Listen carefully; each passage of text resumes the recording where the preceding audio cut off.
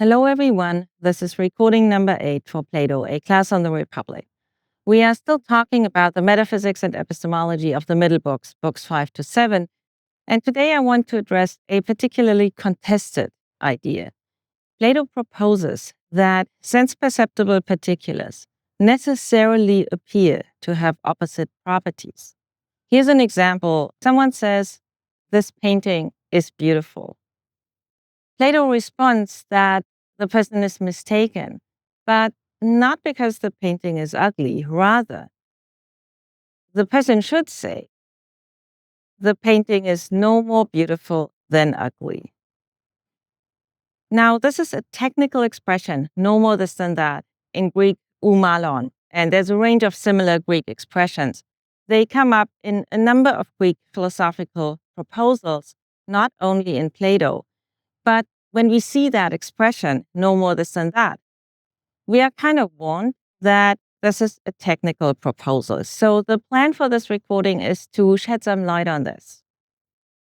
And we start by returning to the conversation that Socrates has with the lovers of sights and sounds in book 5.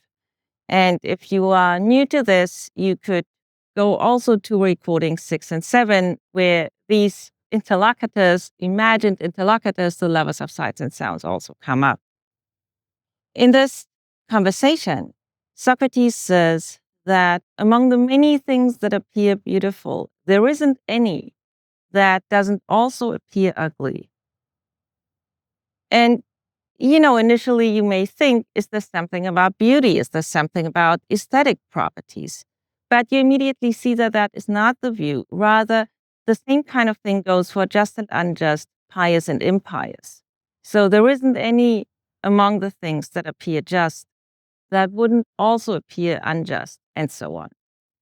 And then you may think, well, is this about normative properties in general? But again, you see right away that that is not the limit of this kind of phenomenon. Rather, the next example that Socrates provides may strike you as quasi-mathematical. He says that what appears double also appears half. And since we are talking about sense-perceptible particulars, we are not talking here about something really mathematical in a theoretical sense. So we would have to think of an example such as 2 apples are twice the amount of 1 apple and half of 4 apples. And then the next set of examples is what today we might call descriptive properties.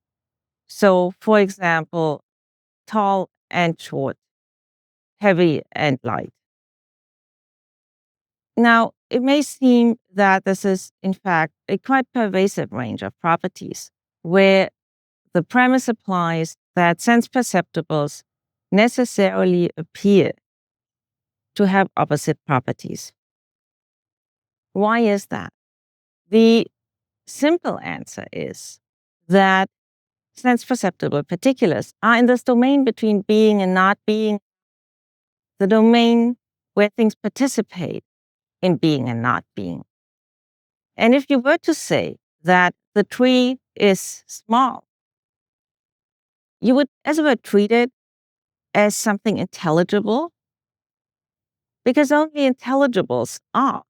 And you would predicate something of it as if it had being. But it doesn't. It is one of the things that participate in being and not being. So that is the simple answer. But you may feel that you want to hear more and that it is worth spelling this out further. In order to do so, I want to turn to a famous passage in Book 7, the so-called Summoner's passage, which has its name from the idea that certain sense perceptions summon us to philosophy, to thought, to inquiry. So what are these sense perceptions? Socrates' example is that you're looking at your hand. And then some of the sense perceptions that you have when you look at your hand are quite unproblematic. They are not at all puzzling. Like you see a hand, you see several fingers. But other sense perceptions that you have, he says, go off into the opposite perception. What does that mean?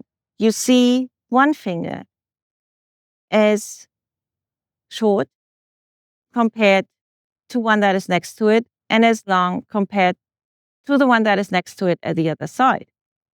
So as you see something as short, the perception goes off into the opposite perception. Right away, you see it as tall or as long or as whatever the property might be. And the same supposedly goes for heavy and light and soft and hard and so on and so forth. So I want to raise two questions. And as I will conclude this recording by inviting you to think about these two questions. One is whether we should think about the premise that sense perceptible particulars necessarily appear to have opposite properties in light of this summoner's passage. Because you may think that that passage gives us, as it were, a way to develop this, a way to make it more plausible. We could say that, well, maybe sense perceptibles appear to have opposite properties because the sense perceptible domain is such that there are always, necessarily, several comparanda compared to one thing. Something is small compared to something else. It is tall. Let's say, compared to the tree, the mouse is small. Compared to a little bug, it is tall. Or the tree is small compared to a high-rise building, but it is tall compared to the mouse.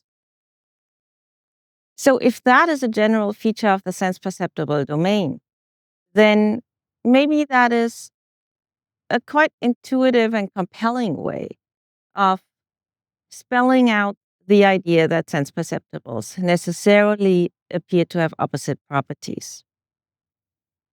The second question I want to raise is it true that just everyday sense perceptions, such as looking at your hands, looking at a tree, invite you to do philosophy? Because that is what Plato says.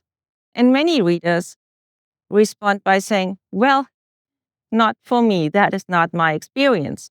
I see trees, I see my hands, and so on. It doesn't make me a metaphysician. So how can we possibly, grant that Plato has a point here? Maybe his proposal is that once we begin to attend to the pervasiveness of this kind of phenomenon, that sense perceptions go off into the opposite perception, maybe that is indeed an invitation to ask, okay, so how does this work? What is a sense perceptible item? How does it relate to maybe other things that we might think there are? And all of a sudden we are doing metaphysics. So that would be a way in which we might grant to Plato that everyday sense perceptions are an invitation to do metaphysics.